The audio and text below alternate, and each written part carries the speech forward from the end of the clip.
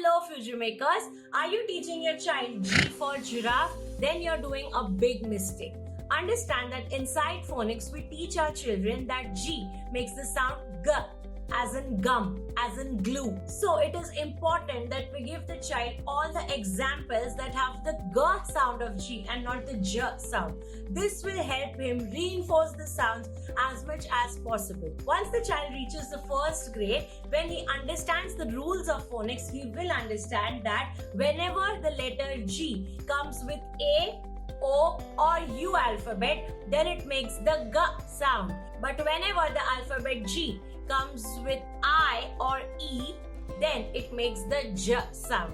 For example, G-O-A-T, goat.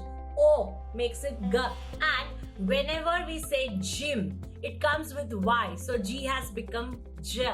As in, it's a soft sound. If you got to learn something new, do hit the like button. And if you want to learn more about phonics, then make sure you check out the pinned comment. And don't forget to subscribe to TeacherPreneur. See you soon.